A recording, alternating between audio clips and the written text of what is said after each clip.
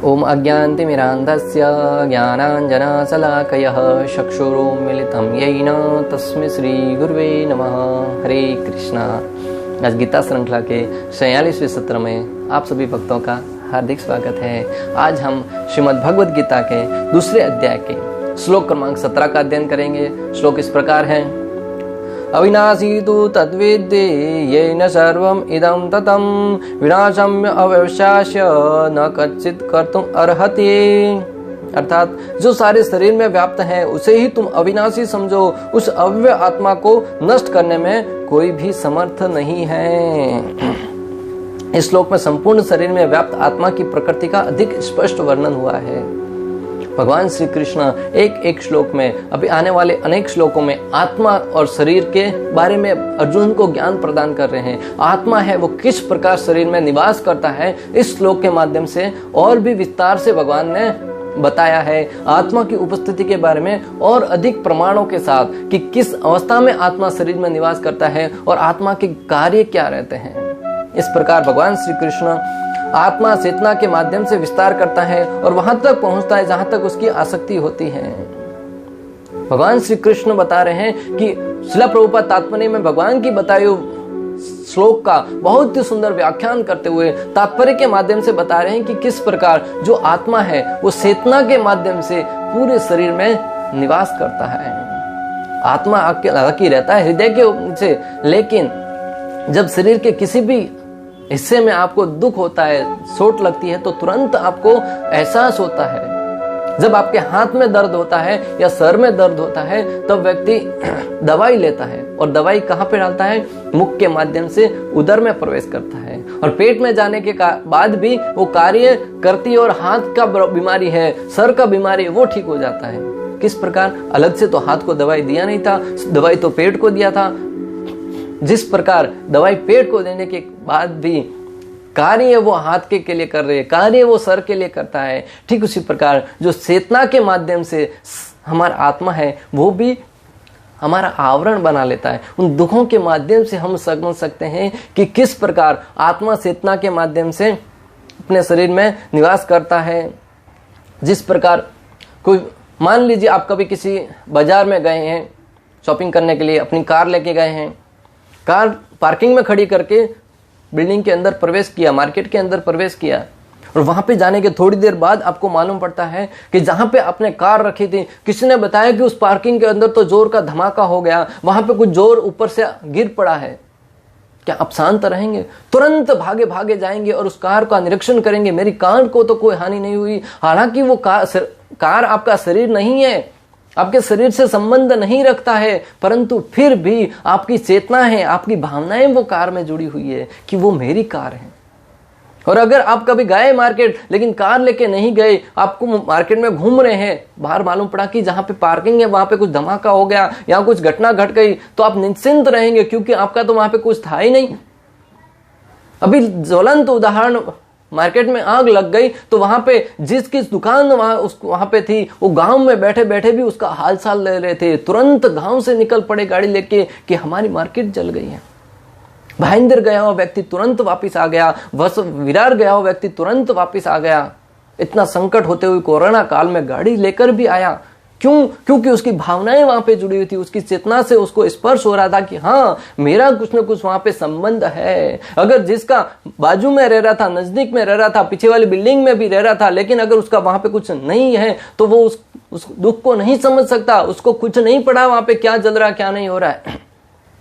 कहने का तात्पर्य है कि जहां तक हमारी भावनाएं बनी रहती है, अगर हमारे हितैषी कोई संबंधी है, जिस प्रकार एक माँ है वो घर पे खाना बनाती है अपने बच्चे के लिए, बच्चा स्कूल में जाता है, स्कूल का समय पूरा होने के बाद जैसे ही माँ को मालूम पड़ता है कि समय पूरा हो गया, माँ तुरंत भागी भागी जाती है और बेटे को लेने के लिए जाती है, बेटे को लाती है। कहीं तुम स्वस्थ तो हो, भोजन तो किया कि नहीं किया, ऐसे अनेक प्रकार से उनके बारे में बात करती है। घर पे रहती है तब भी बेटे के बारे में ही चिंतन करती है, बेटा क्या कर रहा होगा, बेटे को भूख लगी होगी। हालांकि बेटा स्कूल में बैठा है, माता घर पे बैठी है, उनका शरीर अलग अलग है, परंतु फिर भी उनकी चेतना बच्चे में लगी रहती है। उसी प्रकार बच्चे की चेतना घर पे लगी रहती है। माँ ने पकौड़ा बनाया होगा, माँ ने ये बनाया होगा, घर पे जाके वो खाऊंगा। यानी कि जो चेतना के माध्यम से व्यक्ति है वो एक दूसरे के साथ आदान प्रदान करता है। जहां तक हमारी चेतना लगी रहती है वहां तक हम उसको पहुंचा पाते हैं। अगर हमारा किसी से कोई संबंध नहीं है, कुछ रिलेशन नहीं है, तो वहां पे कुछ भी घटना घटे हमें कुछ अंतर नहीं पड़ता। हम बैठे होते हैं और किसी और देश में, पर भारत में संबंध रखने के कारण यहाँ पर कुछ घटना घटती है तो हम चिंतित हो जाते हैं। हम बैठे हैं किसी और देश में परंतु भारत देश के निवासी हैं, तो भारत में अगर कुछ घटना घटती है तुरंत हम चिंतित हो जाते हैं कि हमारे देश में साथ ऐसा हो गया। हम बैठे मुंबई में, राजस्थान के किसी प्रांत के अंदर अगर कोई दूसरा देश आक्रमण कर ले तब हम चिंतित हो जाते कि हमारे देश के ऊपर आक्रमण किया। अरे तुम तो मुंबई में रह रहा है, तो वो राजस्थान में किया है, उससे कोई फर्क नहीं पड़ता। जिस देश से हम संबंध रखते हैं उसके ऊपर कोई भी प्रहार होता है तो तुरंत हमारी आत्मा को, हमारी चेतना को दर्द होता है, हमारे शरीर को दर्द होता है। मस्तिष्क समझ जाता कि हाँ, हमारे संबंध रखने वाले से दुख आ पड़ा है। भूमि के किसी क्षेत्र पर अपना अधिकार जमाकर व्यक्ति अपने आप को उसका मालिक समझता है, पर वास्तविक मालिक कोई और है, भगवान है, पृथ्वी देवी है, पर वहां पर रहने वाले जीव जंतु हैं। जिस प्रकार हम आत्मा है वो इस शरीर के अंदर निवास करने के कारण वो अपना एक क्षेत्र बना लेता है, उसी प्रकार जीव है वो भी अपना क्षेत्र बनाता है। किसी भूमि के किसी टुकड़े के ऊपर अपना अधिकार बनाकर, वहां पे अपना घर बनाकर अपने आप को उस घर का मालिक समझता है, उस घर को मालिक समझता है। लेकिन उस घर का मालिक कोई और होता है। पृथ्वी देवी उस घर का मालिक अपने को समझती है, क्योंकि वो घर का टुकड़ा है वो पृथ्वी देवी का है। वो व्यक्ति है जिसने घर बनाया वो उसका मालिक अपने आप को समझता है। और वहां पर रहने वाले जीव जंतु हैं, वो वहां पर रहने के कारण चिड़िया अंदर घोंसला बनाकर रह रही है, कीड़े मकोड़े वहां पर रह रहे हैं, वो समझते कि मेरा स्थान है। परंतु ये वास्तव में है किसका? वास्तव में तो परमात्मा का है, भगवान का है। तो इस भाव से अगर हम रहेंगे कि ये मेरा है और मेरे से संबंध रखता है, तब तक व्यक्ति जीवन में दुखी होता रहेगा। परंतु अगर हम समझेंगे कि ये आत्मा है वो परमात्मा का अंश है, भगवान श्री हरि का अंश होने के नाते सारी की सारी सृष्टि है वो भी भगवान की है, और जो भी सृष्टि मिली है वो भगवान की सेवा में उपयोग करने के लिए मुझे मिली है।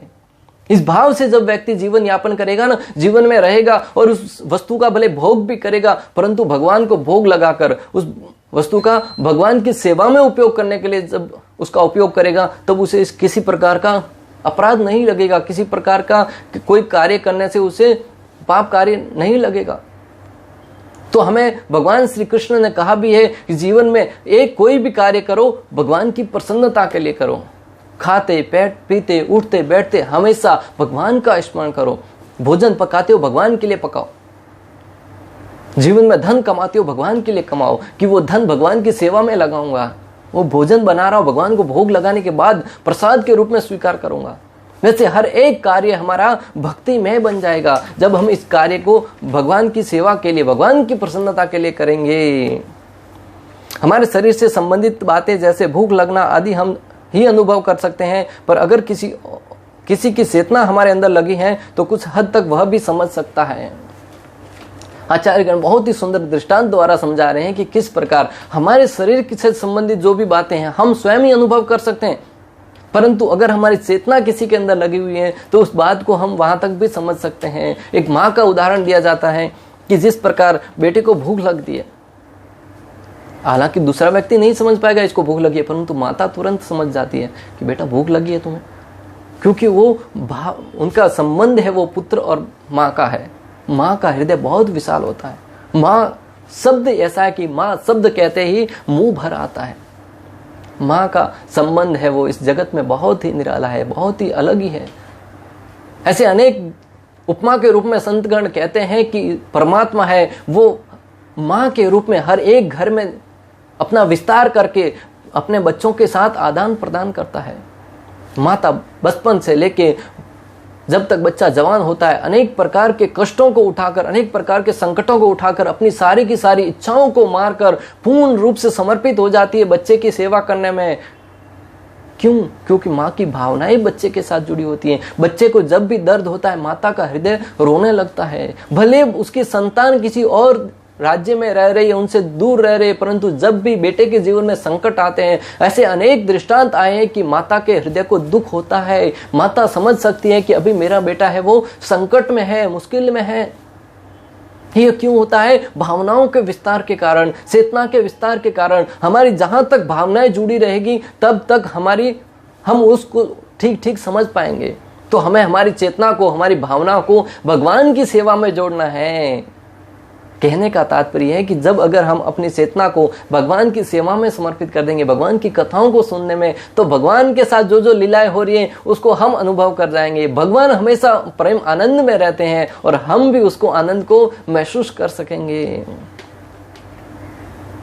वैकुंठ में आत्मा अपने शाश्वत रूप में रहता है और जब इस भौतिक जगत में आता है तब बीज रूप में आता है। ये जो आत्मा है वैकुंठ में भगवान के धाम में रहता है तब अपने शाश्वत रूप में रहता है। वैकुंठ नाम ही क्या है? वैकुंठ, यानी कि जहां पे कोई कुंठ, कोई कष्ट नहीं है, कोई दुख नहीं है, परम आनंद में रहते हैं। तो भगवान के धाम में रहता है, एक शाश्वत रूप में रहता है। भगवान की सेवा में यहाँ पे आए तो आत्मा के रूप में आए और आत्मा का भी भाग कितना है। इसी क्रम में भगवान श्रील प्रभुपाद तात्पर्य में अनेक जगह का उदाहरण देकर बता रहे हैं कि श्वेताश्वर उपनिषद में वर्णन आता है 5.9 में, बालाग्रस्त भागस्य सतदा कल्पतिस्य स भागो जीवो स विज्ञः स शान्तयात्य कल्पते। अर्थात यदि बाल के अग्रभाग को 100 भागों में विभाजित किया जाए और फिर उनमें से प्रत्येक भाग को 100 भागों में विभाजित किया जाए तो इस तरह के प्रत्येक भाग की माप आत्मा का परिमाप है। इसी पर यानी कि बाल का अग्रभाग है उसको 100 टुकड़ों में काटा जाए, उस 100 टुकड़ों को भी, उस टुकड़े को भी 100 टुकड़ों में काटा जाए तो इस प्रकार बाल का जो अग्र भाग है वो 10,000वां हिस्सा आत्मा का परिमाप है। ऐसा ही एक दूसरा श्लोक आता है, केशाग्रस्त भागस्य सतताम सादृशात्मकः जीवः सूक्ष्म स्वरूपोऽयं संख्य इत्योहितकणः। आत्मा के परमाणु के अनंत कण है जो माप में बाल के भाग के नोक के 10,000वें भाग के बराबर है। तो जो आत्मा 10,000वां भाग है इस बाल के अणु आगे के नोक का, हमें तो अगर बाल का अग्र भाग की दिया जाए ना तो हम उसको ठीक से नहीं देख पाएंगे, तुरंत हाथ से गिर जाएगा और उसके 10,000 टुकड़े करने के बाद भला किस प्रकार दृष्टिगोचर होगा। तो जो आत्मा इस अणु रूप में यहाँ पे, इस सूक्ष्म रूप में इस यहाँ पे आए ना, वो भगवान के धाम वैकुंठ धाम में परम शाश्वत रूप में रहता है। इसलिए तो कहा जाता है कि ये आत्मा को अलग अलग शरीर प्रदान किए जाते हैं। जब हम इस भौतिक शरीर से निवृत्त होने के पश्चात अगर हमने बुरे कार्य किए हैं तो हमें नरक में ले जाया जाता है, वहां पे एक अलग ही शरीर प्रदान किया जाता है और उस शरीर में इतनी वेदनाएं दी जाती है, इतने कष्ट दिए जाते हैं कि व्यक्ति रोता है, बिलखता है, मृत्यु को प्राप्त भी करना चाहता है लेकिन मर भी नहीं पाता। अनेक प्रकार से उनको जलाया जाता है, तेल के बड़े बड़े कढ़ाई में उसको अंदर तेल में तला जाता है, फिर भी उसके शरीर का नाश नहीं होता। यहाँ पे तो अगर जीवन में अनेक संकट आते तो व्यक्ति आत्महत्या करता है, वहां पे आत्महत्या भी करना चाहे तो भी नहीं कर पाता है। और भगवान के धाम में तो पूर्ण शाश्वत रूप में रहता है। यानी कि आचार्यगण समझा रहे हैं कि किस प्रकार ये आत्मा का स्वरूप है भगवान के धाम में रहकर भगवान के अंश के रूप में भगवान की सेवा करना। तो यहाँ पे अर्जुन को भगवान श्री कृष्ण ज्ञान देना चाह रहे हैं कि तुम आत्मा हो और ये सारे के सारे शरीर हैं वो भी आत्मा है और मेरे से संबंधित है। इसलिए यहाँ पे तुम इस शरीर की चिंता किए बगैर युद्ध करो, और क्योंकि युद्ध की अवस्था में आत्मा का कभी हनन नहीं होता, आत्मा की कभी मृत्यु नहीं होती। न जायते मृते वा कदाचित न अयम भूत्वा भविता वा न भूय्यम अजो नित्य शाश्वतम अयम पुराणो न हन्यते हन्यमाने शरीरे। इस आत्मा की न तो कभी मृत्यु होती है, न कभी जन्म होता है, न तो उसे सुखाया जा सकता है, नहीं जलाया जा सकता है, नहीं इसे किसी शस्त्र द्वारा खंड खंड किया जा सकता है। इसलिए जब तुम इस शस्त्र का उपहार करोगे इसके ऊपर, तभी तुम्हारा शस्त्र आत्मा को स्पर्श तक नहीं कर पाएगा। इस बाल के अग्रभाग के 10,000वें हिस्से को शस्त्र क्या स्पर्श करेगा जब वो दृष्टिगोचर ही नहीं होगा। तो जब तुम प्रहार करोगे, तुम्हारा बाण है वो आत्मा को स्पर्श नहीं कर पाएगा, शरीर को स्पर्श करेगा, और शरीर को स्पर्श करेगा तो शरीर का नाश होगा। आत्मा कभी न तो मरती है न मरायमान है। इसलिए आत्मा इस जीव की हत्या करने के बारे में विचार त्याग कर तुम युद्ध के लिए तैयार हो जाओ। भगवान इनडायरेक्टली अर्जुन को युद्ध करने के लिए तैयार कर रहे हैं, आत्मा और इस शरीर का ज्ञान प्रदान करके। आत्मा के आकार की पुष्टि श्वेताश्वर उपनिषद में हुई है। चूंकि ये भौतिक विज्ञान इस अणु आत्मा को माप रख सकने में असमर्थ है, अतः उनमें से कुछ यह अनुभव करते हैं कि आत्मा है ही नहीं। देखो, श्रील प्रभुपाद ने तात्पर्य में लिखा है कि किस प्रकार ये जो आत्मा है इसके आकार को बहुत ही सूक्ष्म होने के आपने और हमने तो भगवत गीता से आचार्यों के माध्यम से सुना, श्वेताश्वर उपनिषद के माध्यम से कि आत्मा का क्या आकार है, आत्मा का क्या रूप है, और हमने मान लिया क्योंकि हमारी श्रद्धा शास्त्रों में है। परंतु जो अहंकार बस अपने आप को बड़ा साइंटिस्ट मानते हैं, बड़ा वैज्ञानिक मानते हैं, हर एक बात को जब तक हम देखेंगे नहीं तब तक नहीं मानेंगे, इस भाव से जो लगे रहते हैं ना, वो नहीं मान पाते, स्वीकार नहीं कर पाते कि आत्मा एग्जिस्ट करता है, क्योंकि उन्होंने देख नहीं पाते और नहीं देखने के कारण वो सोचते हैं कि आत्मा है ही नहीं। परंतु एक साधारण व्यक्ति भी बहुत ही सरल भाषा में समझ सकता है कि आत्मा की अनुपस्थिति में शरीर है वो कुछ काम का नहीं रहता है। जैसे ही आत्मा इस शरीर को छोड़ के चला जाता है, शरीर है वो बिना किसी काम का पृथ्वी पर पड़ा रहता है और उस शरीर की कोई कीमत नहीं होती। और उन्हीं वैज्ञानिकों ने शोध द्वारा पता किया कि जो शरीर के केमिकल्स हैं, शरीर की हड्डियां हैं, उनका मात्र और मात्र कीमत कितना है? 110 रुपया। कितना कीमत है? 110 रुपया। और उस 110 रुपये के शरीर के लिए हम शोक करते हैं। जब किसी ट्रेन में जा रहे हैं, बहुत बार ऐसे हादसे होते हैं कि ट्रेन पटरी से उतर जाती है और उस ट्रेन के पटरी से उतरने के कारण कहा जाता है कि 50 लोगों की मृत्यु हो गई। जो शरीर 110 रुपए का था, 50 शरीर मरे, कीमत कितनी हुई? 110 से 50 का समझिए कि 5,500 रुपए का कीमत हुआ उसका। फिर उन 5,500 के लिए तो लोग शोक करते हैं। जैसे ही ट्रेन का एक्सीडेंट होता है, जैसे ही वो पटरी से उतरती है, लोग तुरंत कहते हैं कि ट्रेन का एक्सीडेंट हो गया और वहां पे 50 लोगों की हानि हुई, 50 लोगों की मृत्यु हो गई। कभी ये नहीं कहा जाता कि करोड़ों रुपए की ट्रेन को इतना नुकसान हुआ। क्यों? ये तो मात्र 5,500 रुपए का 110 रुपए का शरीर था, उसको लेकर मृत्यु हो गई तो लोग उसके लिए इतना सारा टीवी कवरेज वगैरह करते हैं, और उधर करोड़ों रुपए की ट्रेन का नुकसान हो गया, माल का नुकसान हो गया, उसका कोई चर्चा नहीं करते। यानी कि शरीर का कोई कीमत नहीं है, परंतु अंदर जो आत्मा है उसका संबंध अनेक जीवों से था। एक परिवार से एक व्यक्ति चला गया, पूरा का पूरा परिवार उजड़ जाता है। जो घर का मुखिया था, कभी कभी तो एक ही परिवार के 5-6 लोगों की मृत्यु हो जाती है, और वो संकट, वो दुख उसके परिवार वाले सहन नहीं कर पाते हैं। हालांकि आपके परिवार से, आपके जीवन से धन चला जाएगा, पुनः कमा लेंगे। आपके परिवार में, आपके ऑफिस में कभी आग लग जाती है, सारा का सारा धन चला जाता है, 40 लाख 50 लाख जीवन की पूंजी थी, सब कुछ चौपट हो जाती है। फिर भी व्यक्ति पुनः मेहनत करके उस धन को प्राप्त कर लेगा, अगर सर सलामत तो पगड़ी सजार। परंतु जब जान की हानि होती है ना, उसको अनेक भरपाई करके भी उसको नहीं भरपाई कर सकते। तो आत्मा का बहुत महत्व है भक्तों। आत्मा की उपस्थिति के कारण ही हम आप अपने सामने बैठकर बातें कर पा रहे हैं, कथा कर पा रहे हैं, भगवान की कथाओं को सुन पा रहे हैं। जो लाल रक्तकण फेफड़ों से ऑक्सीजन ले जाते हैं, वे आत्मा से ही शक्ति प्राप्त करते हैं। औषधि विज्ञान लाल रक्तकणों की महत्ता को तो स्वीकार करता है, पर यह निश्चित नहीं कर पाता कि शक्ति का स्रोत आत्मा है। आज हम देख रहे हैं कि भौतिक विज्ञान है, जीव विज्ञान है, वो ये तो निश्चित कर पाते हैं कि हमारे शरीर में अनेक प्रकार के कण हैं। वो कण रक्त के माध्यम से एक स्थान से दूसरे स्थान पर उनका स्थानांतरण होता है। हृदय के पास से जब वो कण है शरीर के अलग अलग भागों में विभाजित होकर उन शक्ति का स्रोत को वहां तक लेके जाते हैं, तब शरीर चलायमान होता है। आपने देखा होगा किसी व्यक्ति की मृत्यु हो जाती है, तब बहुत बार कहते हुए सुना होगा उसके कण कम हो गए थे, उसके सफेद कण कम हो गए थे, उसके लाल कण कम हो गए थे। वो कण क्या है? आत्मा से जो शक्ति प्राप्त करके, जो रक्त के माध्यम से शरीर के प्रत्येक भाग में वो पहुंचाते हैं उस शक्ति को, वो रक्त है वो कम होने के कारण शक्ति वहां से वहां तक स्थानांतरित नहीं कर पाए और उस व्यक्ति की मृत्यु हो गई। उसकी हृदय की गति रुक गई, उसके शरीर के हाथ पांव काम करने बंद कर दिए। आज का विज्ञान है उसको स्वीकार करता है कि लाल कण है वो शक्ति को वहां से लेके जाते हैं, परंतु ये नहीं समझ पाते कि शक्ति का स्रोत क्या है। शक्ति का स्रोत है आत्मा। आत्मा की उपस्थिति में वो कण कार्य करते हैं, वरना शरीर में कितने ही कण क्यों नहीं डाल दिए जाए, जब तक उसके अंदर आत्मा नहीं होगी, अगर व्यक्ति के अंदर से आत्मा चली गई तो वो शरीर मरायमान स्थिति में पड़ा रहेगा। रक्त आप उसमें फिर हजारों कण और डाल दो, लेकिन वो अंदर प्रवेश ही नहीं करेंगे, क्योंकि अंदर आत्मा ही नहीं है। तो हमें इसे अनेक दृष्टांतों द्वारा हमने समझा कि किस प्रकार आत्मा की उपस्थिति के कारण ही शरीर वो कार्य करता है, और अगर उस आत्मा को परमात्मा की सेवा में लगा दिया जाए तब तो सोने पे सुहागा हो जाएगा। इस भौतिक जगत की आवश्यकताओं को पूर्ण करना हमारा कर्तव्य है, परंतु साथ ही साथ आत्मा का जो विशेष भोजन क्या है।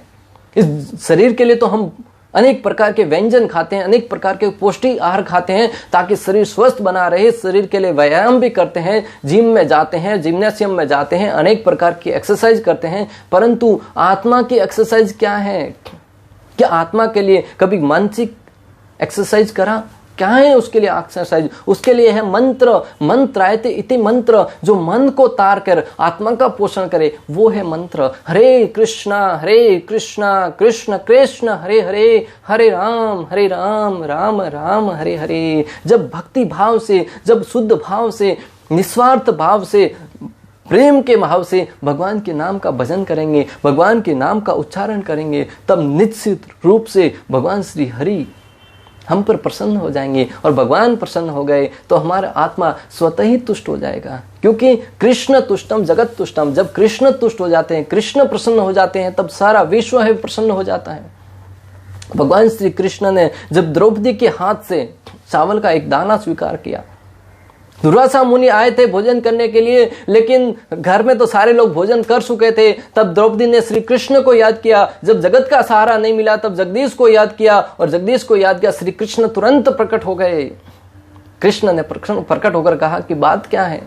तो सारा वृतांत द्रौपदी ने और पांडवों ने क्या सुनाया कि दुर्वासा मुनि आए हैं, उनके भोजन की व्यवस्था करनी है, लेकिन घर में तो कुछ भोजन है नहीं, द्रौपदी भी भोजन कर चुकी है। तब भगवान ने कहा कि घर में चावल का एक भी दाना है तो मुझे प्रदान कीजिए। तब द्रौपदी ने अनेक बर्तनों को टटोल कर ढूंढने का प्रयास किया, लेकिन मिल ही नहीं रहा था। अंत में किसी पात्र से चावल का एक दाना मिला। उस चावल के दाने को जब भगवान श्री कृष्ण, भगवान श्री गोविंद ने जब उसे स्वीकार किया, तब यस्मिन तुष्टे जगत तुष्टम, जब श्री कृष्ण तुष्ट हो गए, उन्होंने डकार ले लिया, संपूर्ण विश्व है वो प्रसन्न हो गया, तुष्ट हो गया। और दुर्वासा मुनि भी भगवान का अंश होने के कारण वो भी तुष्ट हो गए। जो बड़ी वेदना के साथ भूख लगी हुई थी, वो भूख मिट गई। और अभी सोचा कि अगर भीम लेने आएगा उनको मैं क्या जवाब दूंगा। तो दुर्वासा मुनि वहां से स्नान करने के उपरांत वहीं से अपने रास्ते पे अपने हजारों शिष्यों के साथ, हजारों शिष्यों के साथ तुरंत दूसरी दिशा में प्रवेश करने लगे। कहने का तात्पर्य है कि जब हम अपनी भक्ति के द्वारा, अपनी साधना के द्वारा अगर भगवान श्री कृष्ण को प्रसन्न करेंगे, तब हमारा जीवन भी सुखी हो जाएगा। हालांकि हम प्रयास कर रहे हैं भगवान को प्रसन्न करने के लिए, हम प्रयास कर रहे हैं भगवान को तुष्ट करने के लिए, लेकिन हमारा एक एक प्रयास हमारी स्वयं की प्रसन्नता के लिए होगा। जिस प्रकार व्यक्ति अपने संतानों के लिए कुछ धन लेके आता है, कुछ खाने के लिए स्वीट्स लेके आता है, और वो हालांकि बच्चों के लिए लेके आया, भगवान ने अभी सारी की सारी वस्तु हमें प्रदान की है हमारे भोजन के लिए, परंतु वो बालक जब उस चॉकलेट को, उस मिठाई को लेकर स्वयं तो खाता ही है, साथ ही साथ सर्वप्रथम अपने पिता को कहता है कि पिताजी एक आप खाइए, तब पिता के प्रसन्नता का कोई ठिकाना नहीं रहता। अगर वो बच्चा मात्र और मात्र अपने सुख के लिए उनको भोजन के रूप में स्वीकार करता, पिता देख लेता, लेकिन पिता इतना प्रसन्न नहीं होता। परंतु अगर वही बच्चा जब वो चॉकलेट पिता को एक देता कि पिताजी आप खाइए, तब पिता प्रसन्न हो जाता है। ठीक उसी प्रकार ये भौतिक जगत में जितने भी पदार्थ हैं, जितने भी भोजन सामग्री है, सब भगवान के दिया हुआ है।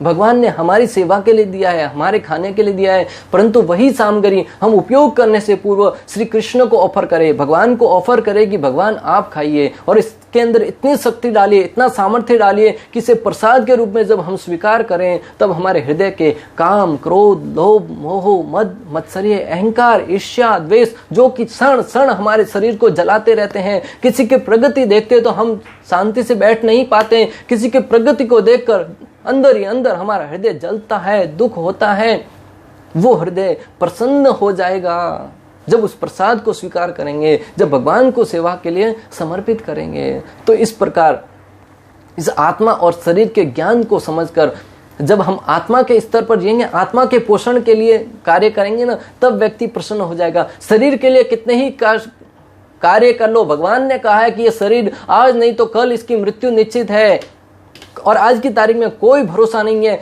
अगले क्षण क्या होने वाला है। कलयुग के लिए 100 वर्ष की आयु निर्धारित की गई है, परंतु 50 साल, 60 साल, 20 साल, 10 साल की उम्र में भी व्यक्ति की यूं मृत्यु हो जाती है जैसे उसने सारा जीवन जी लिया हो। तो आज से ही इस जीवन को, ऐसा नहीं कि वयोवृद्ध अवस्था में आऊंगा तब भक्ति करूंगा, तब व्यक्ति चाह कर भी भक्ति नहीं कर सकता, क्योंकि उसका शरीर उसका साथ नहीं देता।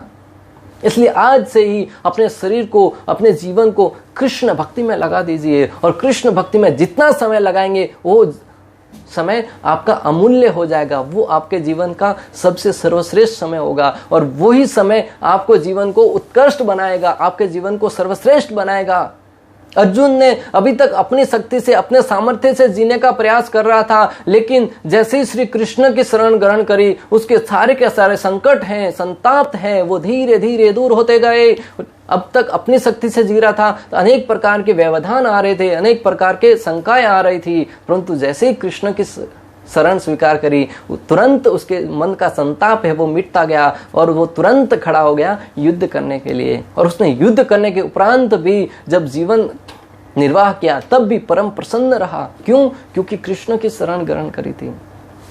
इस प्रकार श्लोक क्रमांक 17 में हमने समझा कि आत्मा और शरीर में क्या भिन्नता है। तत्वदर्शियों के माध्यम से पिछले श्लोक में भगवान ने बताया था, और इस श्लोक में शरीर में व्याप्त अविनाशी आत्मा के रूप में बताया कि किस प्रकार ये आत्मा नहीं दिखता है, फिर भी आत्मा निवास कर रहा है। हम इससे समझना है तो तत्व से समझना होगा, ज्ञान के द्वारा समझना होगा, आत्म साक्षात्कार के द्वारा समझना होगा। अगर हम अपनी बुद्धि से, अपनी शक्ति से उसको देखने का प्रयास करेंगे तो समय का अपव्यय करने के बराबर है। इस प्रकार श्लोक क्रमांक 17 का भक्ति वेदांत तात्पर्य पूर्ण हुआ। अंत तक हमारे साथ बने रहने के लिए आप सभी का बहुत बहुत धन्यवाद। श्रील प्रभुपाद की जय, श्री श्री राधा गोपीनाथ भगवान की जय, श्रीमद् भगवद गीता की जय। हरे कृष्णा कृष्ण कृष्ण हरे हरे, हरे राम राम राम।